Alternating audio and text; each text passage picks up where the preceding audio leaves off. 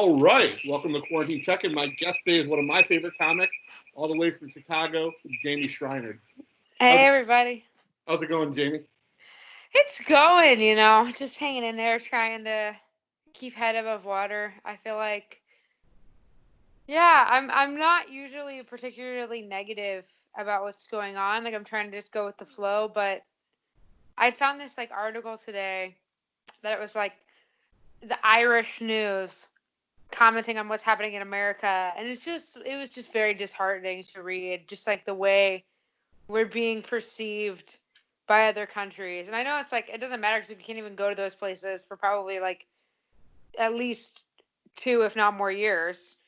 But like it's still a bummer to have people who like once envied us looking at us with such pity right now What are because they? of they basically are saying that um Trump administration has, and whatever your politics are, I'm not trying to like make this political, but it was basically indicating that like not the Republican Party in general, but like Trump's administration specifically has like added this like sort of toxic underbelly to American politics where like they claim to be anti-government and anti-establishment while also claiming that they can do whatever they want and they have full authority. Like Yeah, he's saying, I have full authority to do whatever I want, and then he's also saying this isn't my responsibility. So it's like anarchist as well as totalitarian, and it's just causing, I feel like, ickiness, which is not the best way to put it. That's a very sophomoric way to describe what I'm feeling about it, but I feel like you can't like have a calm, courteous discourse with anyone about politics anymore. Maybe you never could. I get that I'm only 27, so maybe you never could have a decent discourse about politics, but I feel like we've just become so divided as a nation, and this is like really driving that point home. I agree. It's just weird that we, as a country, elected a failed billionaire real estate mogul game show host. Oh, I know. Like you can't even get me started. Yeah, I still am baffled by it. I'm baffled by the people who still support and believe in him. I feel like we're all in our own like echo chambers where like we believe what's being fed to us. Like we're creating our own narrative about what's true and what's false. It's really difficult to like grasp what is like the right side of anything these days. I think whoever becomes our next president or the one after that, they Yeah. just need to be smart and never been on a reality show. Yeah. I feel like it's like, I mean, and I was saying this like back in 2016 when he first got elected. Like my biggest issue, it isn't even like his failed businesses or the fact that he is like assaulted women. Like those things piss me off. But like my bottom line is just the fact that if I had a resume that didn't have a single like if I had never done the bar exam and I wasn't licensed to be a lawyer and I came in with my resume applying to work for a firm and I just got hired and like promoted to partner with no experience, that would be insane. Like that would not be allowed. So why are we putting somebody in a job that's like honestly like the highest responsibility load you can have as a politician, who like giving that to somebody who's never done politics? That's my issue with it because it's like either side of the table, either side of party lines. At least like another politician who's like been doing this for a while. Maybe I won't agree with their policies, but they'll at least like know how to lead. Yes.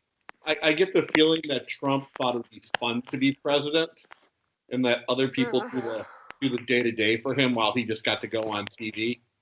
And I think he's realizing that he isn't way over his head, but he can't leave the job because he knows he'll get indicted for the crimes that he's committed.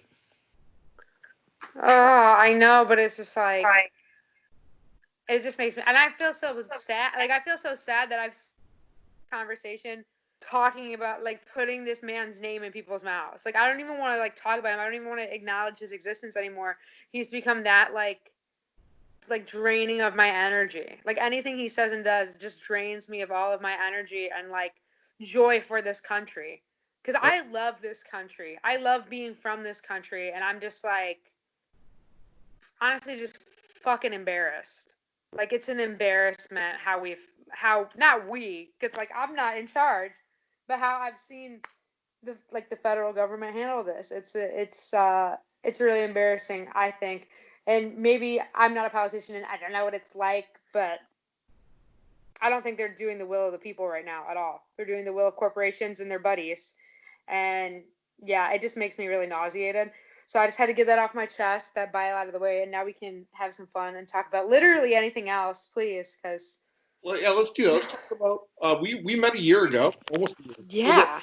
At the second and maybe final Paul Bunyan Comedy Festival. Yeah, I know. I hope that they're able to get going again post COVID, but yeah, it's gonna be postponed for a while. No, and that was such a fun festival, and I just I know this is a silly thing to remember. I remember the comedy being good, and I remember everybody being really warm and friendly.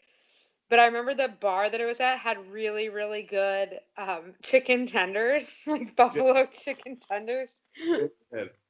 It was a fun show, and you and I got to close it out. And yeah, I thought, thank you for going before me because you just destroyed them.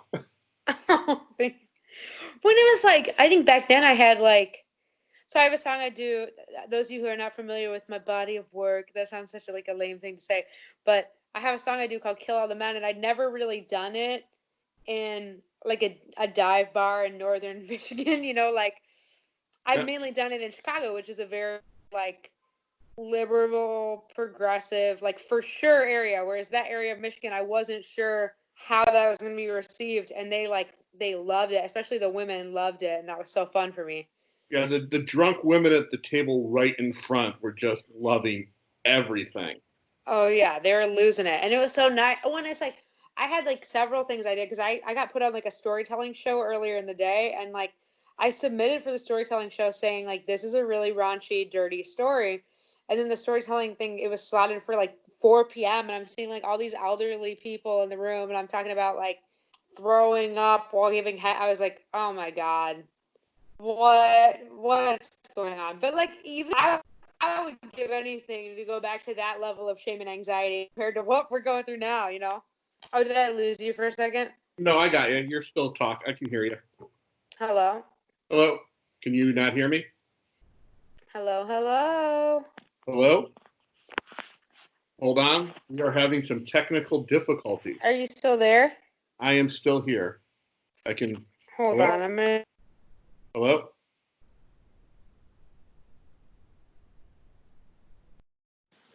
And we are back. Yeah, but we were talking about Paul Bunyan. Yeah, Paul Bunyan, and I felt I didn't know if the crowd was gonna like my stuff, because it's an interesting thing, because I feel with my comedy I always feel I'm a little bit too white trash for the hipsters of Chicago. I feel I'm gonna be a little bit too crass, or not woke or cool enough. And then I feel with people from Oscoda and places more where I grew up, I'm gonna seem like a city slicker. I'm gonna seem oh, you're not one of us anymore, you're snooty. And I feel I'm in this weird in between, but maybe it's just in my mind, and that's the things I worry about when I go into a room. I think it's in your mind, because I've seen you, we've been on a few shows together since then. Yeah. The show right outside of Flint, and once again, that was fun. You destroyed there. But I just talk about that one real quick, because at that show, a member of the audience came up to you and had the best, worst pickup line ever about giving you his beeper number.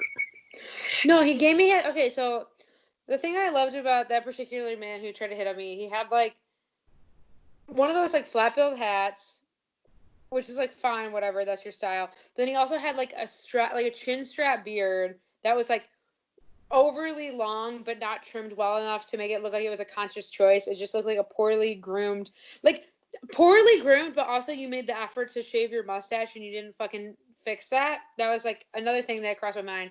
And this man, I still have the card somewhere. I would have to dig and find it. But he gave me his business card, and he works for like a lighting fixture company. Right, that's right. Yeah, but he had like his beeper was on there and like his number, but he also had written like information about a dentist appointment on the back. So I was like, you can't even give me a fresh business card. Like, you got to give me your like shitty scribbled your dentist appointment on it business card. Like, what the heck is going on with you? Yeah, I was about to lose it. I just had to turn away and start laughing. The second Yeah. he said beeper number on the card. Yeah. Yeah, it said beeper number. And just, yeah, it was just like, and like, the thing is, like, I feel like when somebody is walking up to you to like try to hit on you, there's like a certain vibe and energy about the way they approach you. Like, you know what's gonna, you're like, oh, this person isn't coming to tell me I did a good job and like actually support my comedy. Like, this person's gonna fucking bother me right now. And you gotta like put on your smile, like, yeah, no, and be like polite, because I don't know, you know, like, I don't really have to be polite. I don't know why I do. I think it's probably just acutely ingrained in my psyche that I can't be mean to a man because I'm gonna like hurt his feelings. So I just went with the flow. And I remember as soon as he walked away, you all were laughing, and that was honestly worth laughing at. It was. For many reasons. But also, I will give him the props for having the bravado to come up to you and give you a business card. Especially, like, I don't live there. Like, I don't know what he was thinking was going to happen. Like, I was going home that night after the show, so I was just like, yeah, it did take guts, to be fair. It did take a lot of guts to walk up to somebody you don't know who's not from your town and just, like, shoot your shot, you know? Right. And let's see, what else? All right, so let's go with, how long have you been doing comedy? I've been doing comedy, I think I'm on my like 3.5 year anniversary recently. And then before I was doing comedy, I was doing this one woman show that I wrote, which is kind of like what pushed me into doing stand up. So I've basically been performing all of my life. I did my first play when I was 8 years old. I did the world premiere of A Christmas Story at the Chicago Street Theater in Valparaiso, Indiana. So I do get on the stage, but like specifically writing stand up 3.5 years. And so, all right, you were doing your play. So what was the one thing that made you transition over to it? I think I was doing this like variety show in Chicago, regularly with like songs from my solo show to try to promote my solo show and get maybe some people to come out and see my solo show based on like seeing me perform songs at this variety show.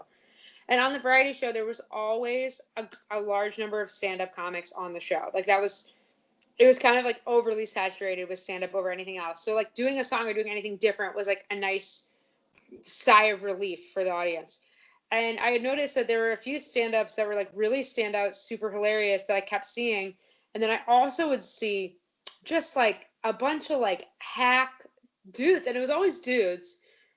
And I just kind of thought to myself, I'm like, okay, so if these dudes have the balls to do this and they're like really headstrong in it and they're not even like I would see the same person get up and do the same set over and over and over again, making no progress or trying to grow or change at all. And I was like, I know the kind of person that I am, that I would do it. And like, if one word was not how I wanted it, I would be immediately making adjustments and changing it. So I was like, let me give it a shot. Like, worst case scenario, I hate it and I never have to do it again. Like, it's a mic. I won't know anybody who's there. I don't have to like be committed to coming back. But like that first time doing it, I feel like it becomes like chasing the white rabbit. You know what I mean? Like you do your first set and it's like, maybe it sucks or maybe it's like fine, but it's not gonna be your best shit. And I just remember feeling like, oh my God, I can do that better. Like I can make that better. And I went home and I wanted to make it better. And then I think that's sort of how I kept going with it. That's something that we actually talked about on the show quite a bit, is that high you get when you have a fucking killer set. And you just want to keep on doing it and doing it. I find like when I have 10 great shows in a row, that 11th show is going to be me eating shit. Yeah. I feel like The thing that was hard was I do my songs, and I know for a really long time I kind of beat myself up about doing my songs and felt like, oh, I'm taking the easy way out. I shouldn't do my songs. I need to prove myself. I need to just do stand up. And like to some degree to this day, if I do just a regular stand up set and I get the same amount of laughs I get with the song, that is the best feeling in the world to me, because like songs are usually going to get more laughs because it's like something different and people love music. But at the same time, like I like having the variety in my set, and I think that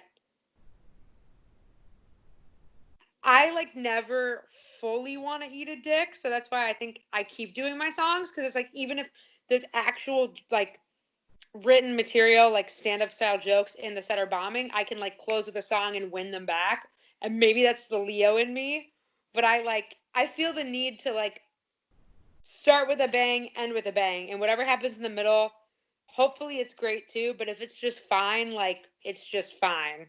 I mean, when I bomb, oh, it like hurts.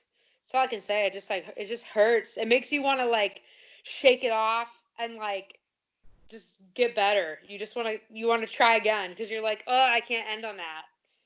Yeah. Like, oh my God, I feel so bad for like, because I'm lucky that like the last set I did before quarantine went pretty well. Can you imagine if the last set you fucking did before this started, you fucking bomb, and you can't even fucking redeem that? Like that's your last, and nobody remembers probably by now, but your mind, you're like, I fucking bombed my last set before the quarantine. Yeah, Damn. I am glad my last set went really, really well. And it sucked because I had a back injury, so I'm on stage, utter pain. I'm on painkillers. I had no idea what I was doing, but for some reason it worked. And Yeah. I was so fucking happy about that. But going back to your thing, I think the songs separate you from every other comic on the stage. And the material you do, it doesn't seem like it's a shock because the songs don't really seem like you're the kind of girl who would sing those songs. Yeah, and that's kind of what I'm going for with it, because it's like, I think that the thing about my personality because like the whole thing about stand-up that I think makes it so great is like you being relatable and vulnerable and showing the audience that little glimmer of yourself that they're like, oh, I can see that. And I think like everybody to some degree wants to be liked and wants to be like the sweet, nice, kind girl, but in their brain are like a deranged, fucked up bitch. And I think that that's like my on stage, like what I'm trying to bring to the table is like you look at me and I seem like this really nice, sweet, approachable woman, and I am that, while also being like a deranged maniac. And I think that that's what is like fun and beautiful and special about what I do and like what I've wanted to continue doing.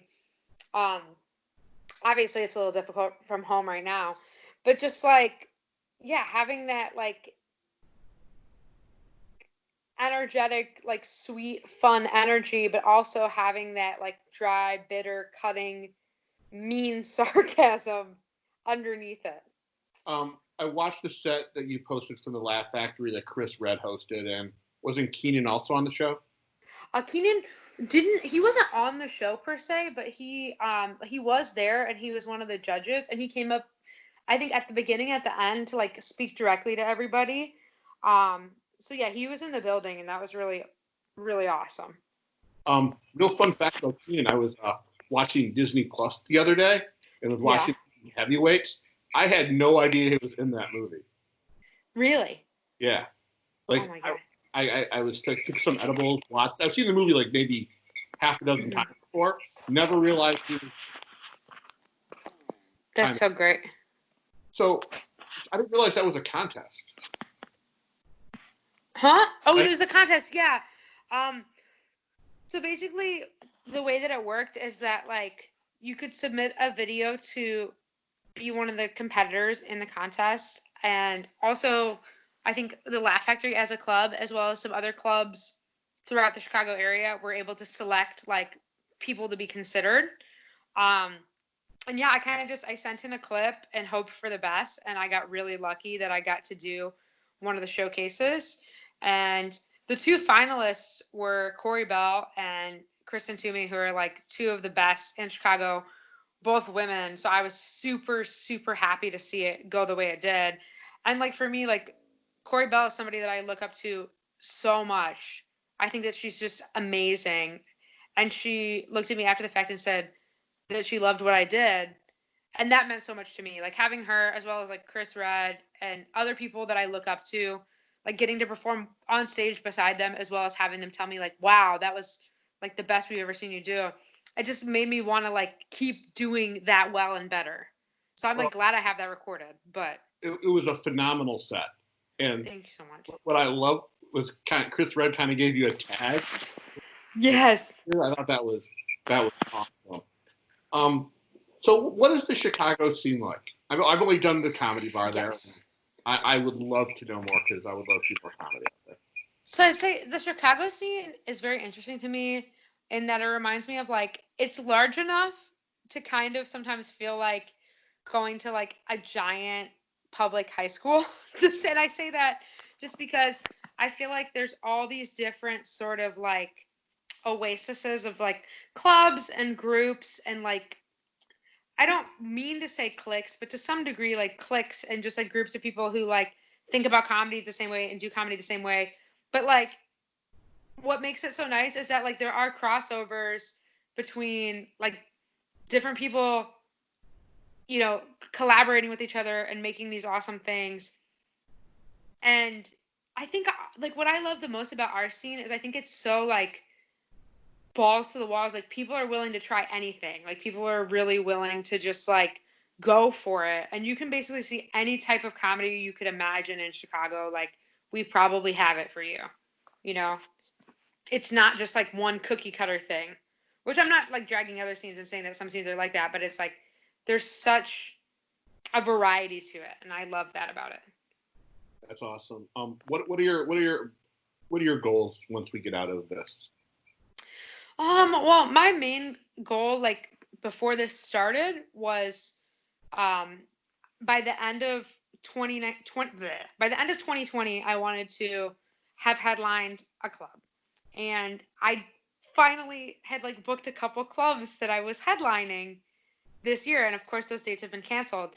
So I think that by the time this is over, I would like to have like gathered enough really strong material kind of behind the scenes that I can immediately like I want to go in guns blazing. Like I want people to be like, "Oh shit, like she put in the work while she's away." While also being patient with myself and understanding like today was a day that I just was fucking couldn't find anything funny and was feeling really miserable.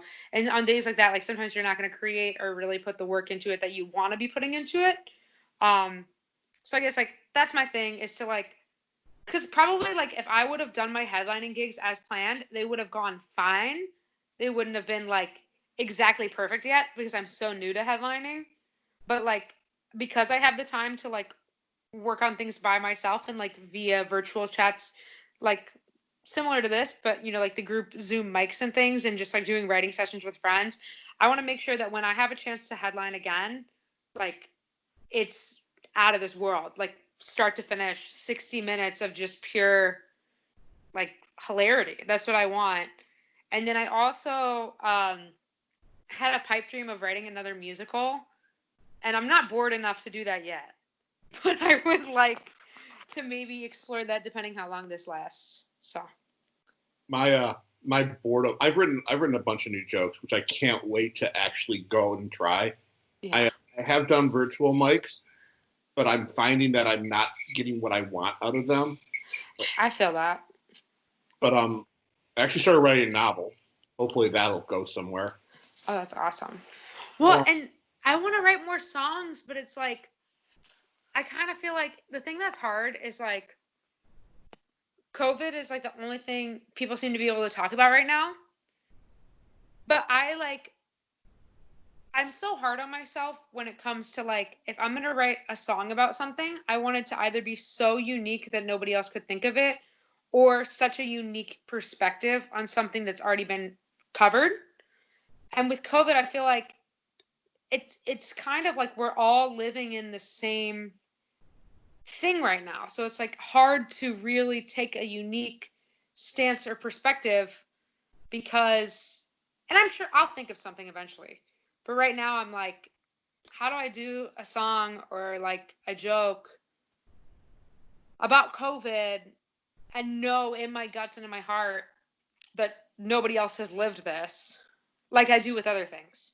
Do you think people want to hear about this once we're able to go out?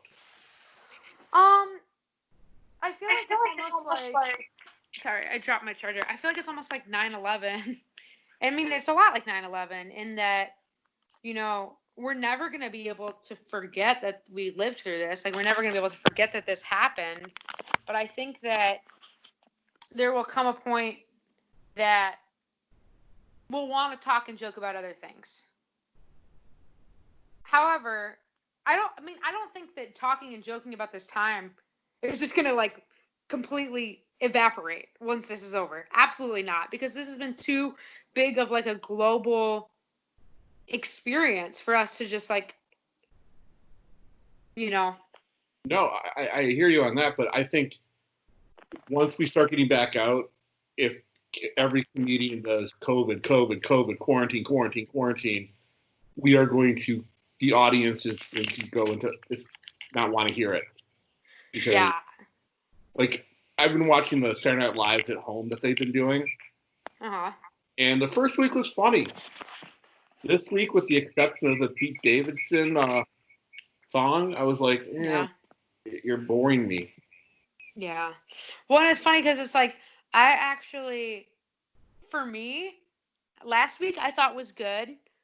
This week, I think the Pete Davidson one, the one with Chris Redd breaking out of jail. That's funny. That was funny. The one with Bo and Yang and Cecily both singing "No One Is Alone" while drinking wine, and like that one had me guffawing. And then also like the Kate McKinnon one with the cat rescue, just because like she's laughing at herself and it's the same cat. Like she's at home with just her. Like there's certain aspects of it that I found super hilarious, but I also think that like they are aware that there's only so many jokes they can make about it. That's why they were only planning to do one SNL at home, and they decided to crank out a second one. But I'm not sure from there like what else they can do, you know? I think the network wants new content so bad that they're going to say, "Hey, keep on doing this," because. Yeah. But well, and honestly, I think as long as they can take like really unique perspectives and make a really clear joke with it, I think that like we're all experiencing it together. So like hopefully it continues to be funny. Like you also just made me think of the grocery store one. That one had me freaking dying with the Dasani water nobody wants to buy punchline. Like I thought it was really fun. But also like I think that just shows for us like our differences in the lens through which we're experiencing this right now. That like the previous week I was like, fine, but this week was the one that killed me. It also might be the emotional state because we're all sick of not being able to go out. Yeah. Like I was taking a walk today and there were these kids and they were riding their bikes and they were 6 feet apart from each other. But I'm like, oh, that just sucks. Because when you're a kid, you're supposed to be roving in a gang. Yeah, I know. It's like my little brother, he's 15, so he's not really that little anymore. But he was like doing homeschool in middle school, and he just went back to public schools this year. It's his freshman year of high school. And he's just like back to what he was doing before now. Like, yeah. And like the whole reason he went back because he was excited for like having a social experience and like doing the dances. And he's just like, well, I guess I'm just back with my video games again. And he's having a really good temperament about it. But it is just like, I do feel bad for the kids right now because they don't understand either. Like, they don't understand. Why can't I hug you? Why are you upset when I like spit near your face? Like, why can't I lick this wall? You know what I mean? Like, and I'm sorry but kids are gross. Like, kids want to go up to the window and go like, and like put a bunch of fingerprints on the window. And it's like, no, that's actually disgusting. Please don't do that right now. And then they're sad. And it's like, I just don't want you to get really sick. I don't want you to get your mom and dad really sick. So could you just chill? Yeah, I think if I was 15, I would be in hell right now. Oh my God, same. Like, I'm honestly, my brother is like, if any teen in my family could live through this, it's him. Because it's 3 older sisters. All 3 of us girls are lunatics. We don't like being around our parents for too long, especially when we were like, now we love our parents and we miss them. But when we were teens, we would be out of the house as much as we could. Like, we just didn't want to come home. Wow, that's pretty cool that you had a social life when you were in high school. Well, I did. So sorry. I have like my friend. Well, and that's the thing is like, I still like the reason why I chose to live in the Midwest, because like a lot of comics and artistic people obviously usually go to like New York or LA if they're really trying to like, ruin their life. No, I'm kidding. If they're really trying to make it like, high stakes scenario, like high risk, high reward. And I had thought about going to those places, but I stayed in Chicago and I stayed in the Midwest because I wanted to be able to drive an hour to see my parents. I wanted to be able to visit with my friends from high school that I still talk to every day and have a really close relationship with. And just not being able to like actually sit in a room with any of those people and not knowing when I'm going to be able to do that again is really terrifying, honestly. But I mean, I think like it's just I'm thinking of the fact that like my friends from high school, last time I saw them, we had like a house party at my friend's house in Valpo, and we were like drinking and like we were passing around pot, which is like not legal in Indiana, but whatever. It is in Chicago. And I like hadn't decided if I was gonna partake or not, but somebody passes me, I'm like, is there COVID on this? Like I said as a joke, is there COVID on this? And they're like, oh, actually, we shouldn't let you, you city slicker. Like, you're going to get us all sick. And we were all like, we're joking and laughing about it because we weren't taking it seriously back then. And it's like, that's the last time I saw my friends. Like, that's the last time I'm going to see my friends. And we were literally making jokes all night about how, like, oh, we're going to infect each other. And it's like, no, like, this is fucking real now. Like, I got to be honest. I'm amazed that a larger contingent of the Detroit comedy scene hasn't gotten it, because one thing I realized after all this started is that microphones are gross. oh, so gross. So gross. That, I'm amazed. I'm amazed that 3 in our scene have gotten it. Only 3. Yeah. I mean, I know that there's a few people who have said that they think that they had it, but they don't, like, they weren't able to get tested. But beyond that, I don't really know anybody directly. I know my biggest concern really is my dad getting it, because my dad has been chain smoking since he was 16 years old, and he's 66 now. Yeah. But he jokes with me on the phone that he's been preparing for this all his life because he's such a homebody and has like social anxiety and hates people. So it's like he's probably gonna be good.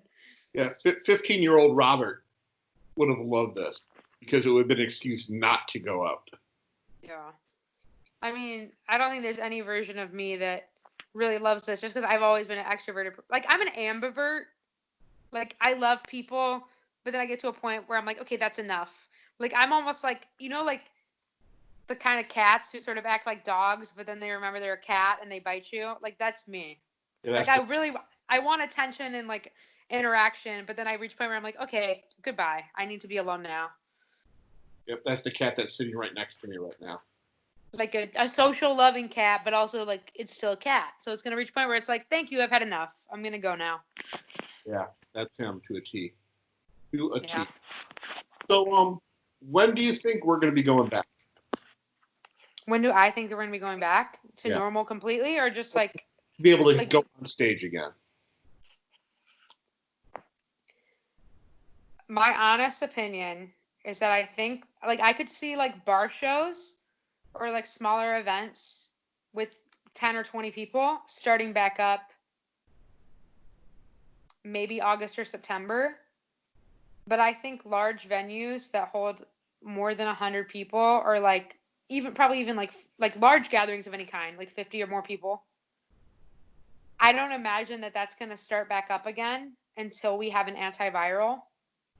And I don't think that we'll have an antiviral for at least a year, if not more. So I think it's going to probably be like live events in an actual big space with seats. My guess is like fall 2021. Oh, wow. And that makes me sad to say that, but it's like, and even if, okay, so even if they did open up everything again and say you guys can gather, you can have these big events, you can open up these comedy clubs, there are so many people who are at risk that I don't foresee them going out into these settings until there is adequate like vaccination or herd immunity. I agree with all that. So I think June will be going in some places. We'll be going back to doing comedy. Yeah, and I said I don't think my thing is like I don't think like I'm just saying like I don't think comedy's canceled till fall 2021. That's what I'm saying. I'm saying comedy as we currently know it is not going to be the same until at the earliest fall 2021 is just my opinion, because I think that I mean the rate at which, at least in Chicago, it's so quickly escalated from under 100 people, under 50 people, under 10 people. We're sheltering in place. We're sheltering in place another month. I just, and for me, like, I think it's really indicative in the fact that Illinois unemployment has stated its like line in the sand is that it can offer unemployment to citizens who have been displaced by COVID for up to 39 weeks. That's 9.5 months. Oh, wow. So they're preparing to pay out unemployment for 9.5 months. They must know that this is going to last a while. And I understand not wanting to tell the public that, because who wants to be told they're not going to be able to live their normal life for over a year? Nobody wants to hear that. That's a tough pill to swallow. And I agree with you. I don't think that's going to be everywhere. I think it's going to be on like a state by state, city by city basis. But I do think that like we're not going to be fully safe being outside in masses until we have herd immunity.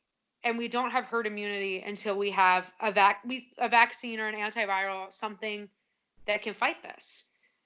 And yeah, I hope that we can at least go to a restaurant with 10 or less people in it come June.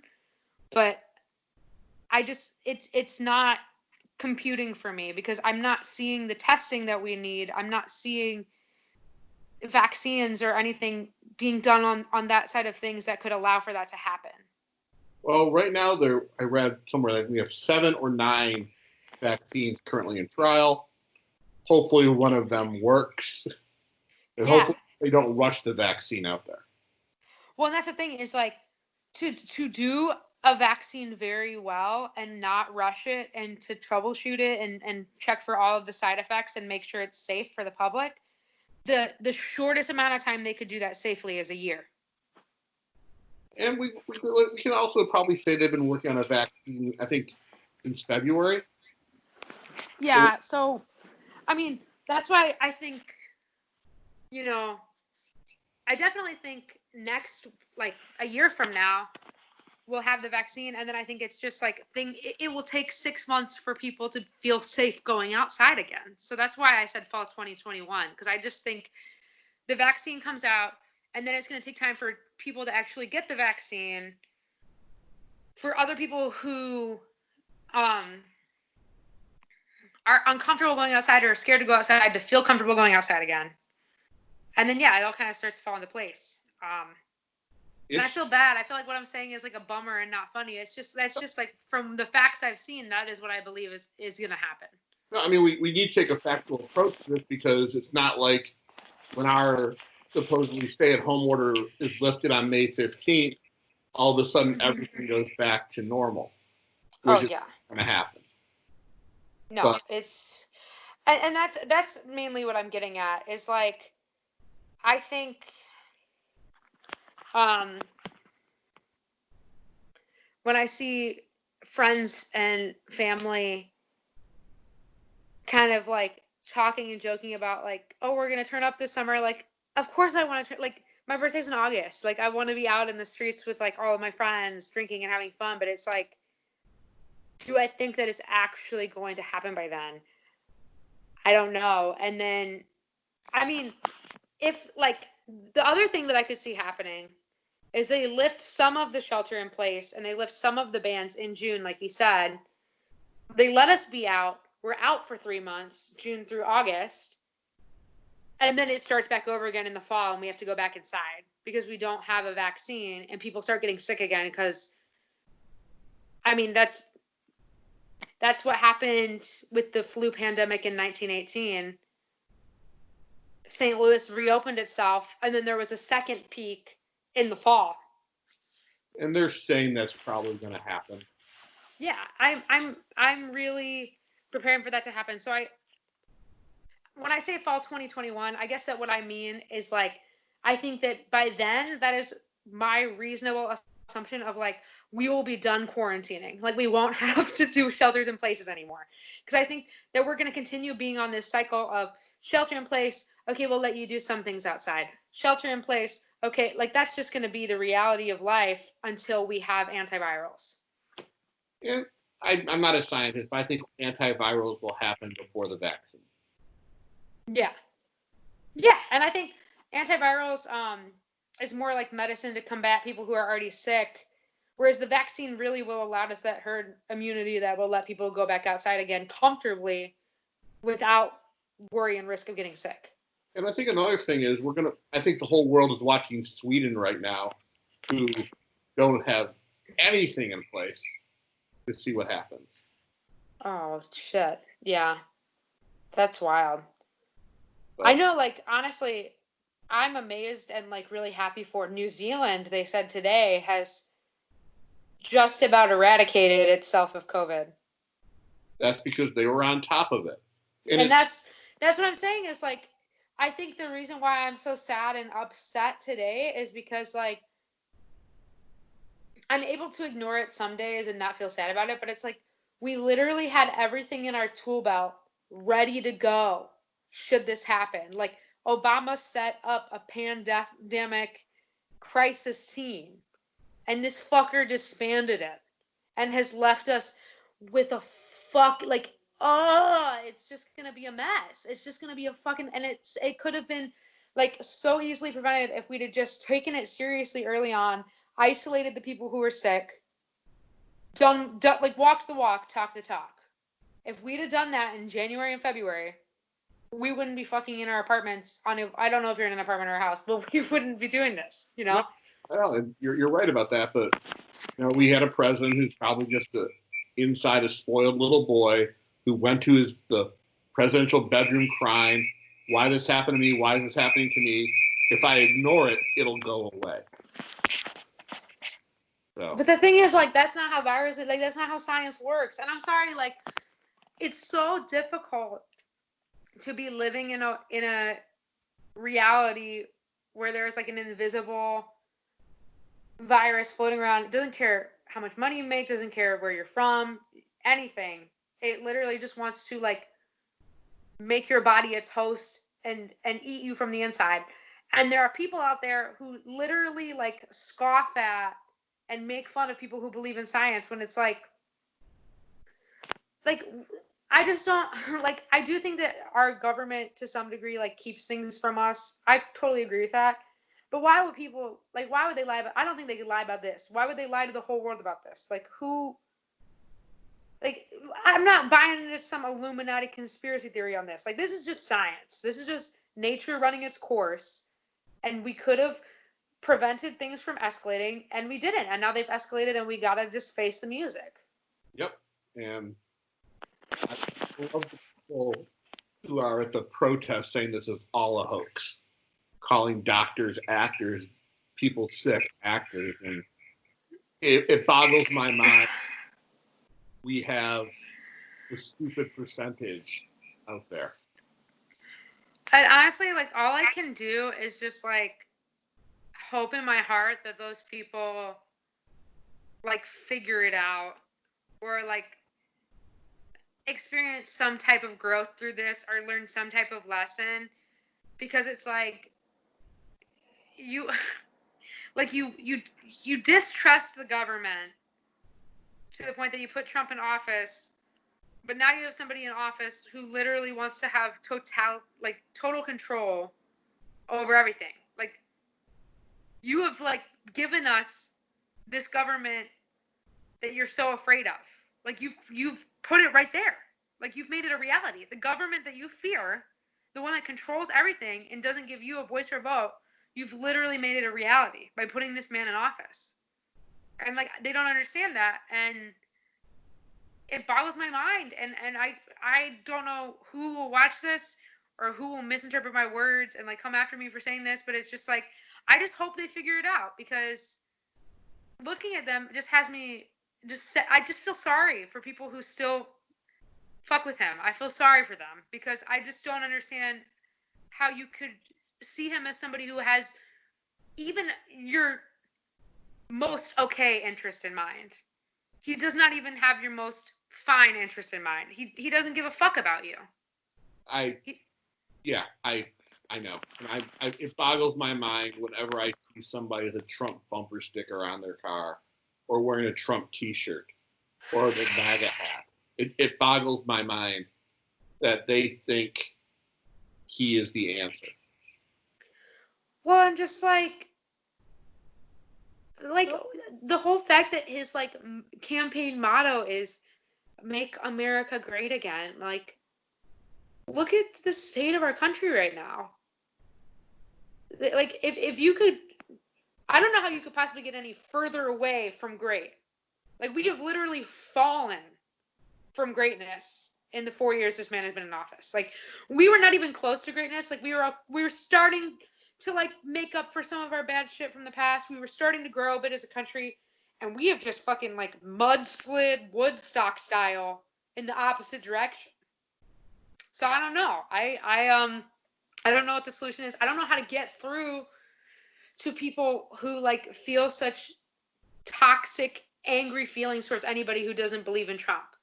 Like, because the thing is, his supporters, like, the second you try to, like, even just question their line of thinking, because I'll post things and I'll have random comics that I accidentally added on Facebook who are Trump supporters, and I didn't know, like, it's just somebody who requested me and I add back, start going in on me, and I'll try to just be like, okay, well, explain to me why you still support him. Like, just explain to me, and I'll be so calm and just want to understand. Like, I just want somebody to explain to me why.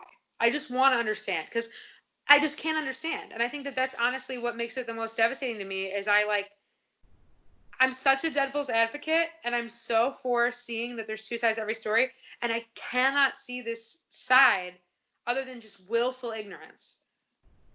I believe a lot of them were angry at the Obama administration. Not for any real reason except that they have some racist tendencies. And every good thing that they considered bad, like, hey, healthcare for all. Novel idea, but these people didn't want it. And yeah, but you like your stimulus check. You like that a lot. Yeah. That's fucking socialism. I'm sorry. Like, you were real fond of that. And also, I'm sorry, now I'm getting mad, but it's like, they literally, like, them giving us that stimulus check is like in A Bug's Life when Hopper goes to the ants and says, oh, it's okay, you don't have our food, we'll be back in the fall, like, we'll give you the summer to get it together. Like, it's just trying to, like, buy us into, like, not rioting in the streets, you know, like, that's all it is. And it's socialism. So anybody who fucking hates Bernie or hates AOC and liked that check and spent it right away, sorry, babe, that's socialism. Yep. Like, I agree. So we're gonna change the subject real quick and please, I'm sorry. Wrap this up. While my whole time in quarantine, I've become a big fan of Craigslist Missed Connections. Oh my God, they still have those? They do.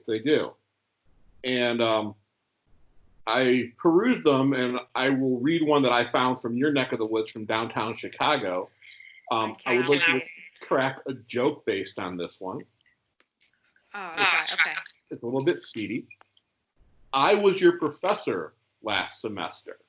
And yes, I saw how you looked at me all the time. And yes, I remember the day you sat in the front row in a skirt and made sure to accidentally, in quotations, open your legs a few times so I could see your white panties. So now that I'm not your professor, maybe we should grab a drink sometime soon. If you're not 21 and or don't have a fake, we can do something else. I'll be waiting to hear from you, my sexy student. There are some things I'd love to teach you. Devil emoji.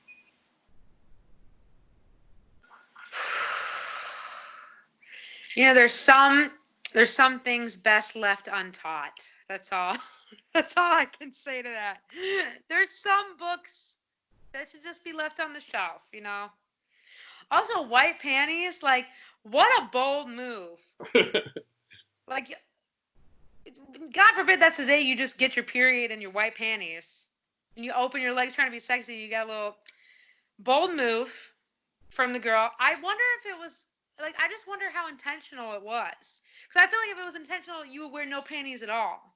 Like, you would just not wear panties. Like, you'd just be like, here's my puss. You know, like, I don't know. That's what the pornographies have taught us. I feel like, I don't know. Like, I feel like it's much more of a power move to just be like, here's my whole vagina. You know, I just... My question is, if he was her teacher, he must know her name. How come he just doesn't message her on Facebook? Why is he going on Craigslist? There's a big plot hole in here. I think he doesn't want to seem like a creep, but also going on Craigslist to post it is exactly what a creep would do. You know, like, I don't know. Like, I don't even think anybody that's under 21 even knows what Craigslist is. Like, do you honestly think one of these Gen Z girls is going to go look on Craigslist? Like, no, just DM her Facebook. And if she takes it wrong, be like, oh, my account got hacked. That wasn't me. Like, I literally think that would be a better method than the Craigslist. Because you just made it so creepy with, like, Craigslist misconnections. The whole thing is just, like, sexy and sensual. And, like, somebody could respond who's not that girl. And then you're just going to get, like, Thtr murdered. Like, it's not a good idea. It's not. Yeah, I wouldn't want to get Thtr murdered. In fact, I wouldn't want to get murdered, but Thtr murder would be the worst because that would mean I'm a bad guy. I mean, yeah, that's fair. Unless it was like the one guy who was the Thtr killer in Canada. He was like specifically preying on lonely single men, which is just mean. Like, they didn't do anything wrong. He just wanted to, like, kill somebody. That just sucks. I would be I'd be a victim of the Canadian Thtr killer. No, yeah, it was really sad. It was like he basically, like, through a dating app met this, like, gorgeous woman, and she was like, oh, because I'm scared of, like, being mugged, like, I want you to meet me in this alley, and then you're going to walk through to this garage, and then I'll meet you there, and then I'll take you up to my apartment. And one of his friends was like, that sounds weird. Like, I don't think you should go. And he went, and then he just, like, went missing, and nobody took it seriously because they're like, oh, it's a grown man. Like, he probably just went on a trip with her. And they're like, our friend wouldn't just go on a trip with a woman he just met. That makes a lot. You know what? That makes sense. That a guy will go, he wants to meet in an alley in this remote garage. Yeah, we're going to have sex. It's like a scavenger hunt. No, I feel like my opinion is, like, even if you're planning to, like, eventually hook up, and this is I listen to too many crime podcasts. You got to meet in a public place right up top. Like, you got to meet in, like, a well-lit public park or, like, in front of an Arby's, like, something where you're, like, among the living people. Like, you can't just meet in, like, a sketchy alley and then walk to like, no, you can't trust somebody off the internet like that. No, not at all. Now, would you meet someone at an Arby's for a dinner? Depends who. Like, my dad or my grandpa, maybe, yeah. But if somebody was like, if you were still single and you were on the dating app, hey, let's meet at Arby's. All of a sudden, every alarm would go off. Not for me though, actually. I don't know. It depends. It depends on like who I'm talking to. If I really vibe with the dude, I like fast food. I do like fast food. I would rather they offer to take me to Applebee's though, because I love eating good in the neighborhood. You know. Yep, Applebee's is amazing. We actually talked about that on 2 shows ago. I'm sorry. Like if I was saying to my friend Mike Ball, who's another Michigan comic. Awesome.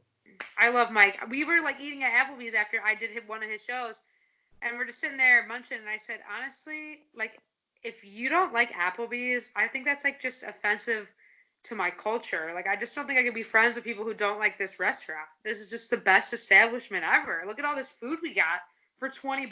Like why would you not like this place? Exactly. It's always a good place to go where you'll see the local coach's picture right on the wall. I love that about it too, and I love like the kind of like corny dad bod bartender who like sort of seedily flirts with you. Any Applebee's in America you go to, you will experience that. Like anyone, I guarantee he'll have a name like Chet or Ted.